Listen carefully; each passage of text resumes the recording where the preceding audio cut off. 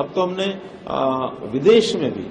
क्योंकि जब मैं दुबई गया था तो वहां कुछ ऐसे एजेंसीज के साथ मीटिंग की थी कि विदेश में जहां जहां जितनी जरूरत मैन पावर की है हम उसको सप्लाई करने के लिए तैयार हैं, तो वो सारे मैच्योर हो रहा है। और अभी 1000 लोग इजराइल ने मांगे हमारे से, और 2 देशों ने कुल मिला के 150 तो है, 1150 की हमने ऐड भी निकाली है कि जो लोग स्किल्ड हैं वो इस अंदर अप्लाई करें। और फिर उसका चयन का तरीका, क्योंकि उन एजेंसीज को भी बुलाना पड़ेगा जिन्होंने रखना है, वो पैरामीटर उनके भी हैं, तो उस हिसाब से उन शर्तों पर चयन करके वहां भेजेंगे। और ये संख्या बढ़ सकती है, क्योंकि आज दुनिया में बहुत ऐसे देश हैं जहां मैन पावर की बहुत आवश्यकता है, और उस मैन पावर के नाते से अब भी वैसे भी हमारा युवक हरियाणा और पंजाब के तो विदेश में जाने के लिए तरह तरह के हथकंडे अपनाते हैं, इलीगल हथकंडे भी अपनाते हैं, जो हमने मना किया कि नहीं करना है, क्योंकि रिस्क,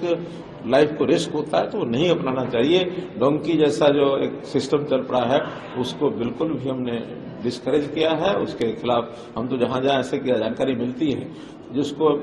यानी एनकरेज करते हैं उनके खिलाफ कार्रवाई भी करते हैं। तो कुल मिलाकर के विधिवत एक लीगल तरीके से सिस्टमेटिक ढंग से उनको वहां भेजा जाए तो एम्प्लॉयमेंट के लिए बाहर जाते तो अच्छी बात है। देखिए, ये परस्पर कोई जबरदस्ती नहीं जाने वाला है,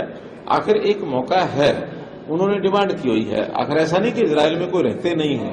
इजराइल में कोई पूरा इजराइल थोड़ी खाली हो गया है, और इजराइल में अगर उनकी आवश्यकता है, वहां दूसरे देशों से लोग वहां आते थे, अब दूसरे देश के लोग वहां नहीं आएंगे, हमारे वहां जाएंगे, तो जिनकी इच्छा वो जाएंगे, कोई किसी को जबरदस्ती नहीं भेज रहे हैं। एक एडवर्टाइजमेंट निकाली है, जिनको जाने की इच्छा होगी वो जाएंगे। हमारे न भेजने के बाद भी लोग जाने के लिए अलग अलग रास्ते खोज रहे हैं, तो हमने तो एक विधिवत चैनल दिया है, और इस चैनल में आज भी इजराइल तो सबके लिए खुला है। ऐसा नहीं कि लोग इजराइल जाना बंद हो गए हैं।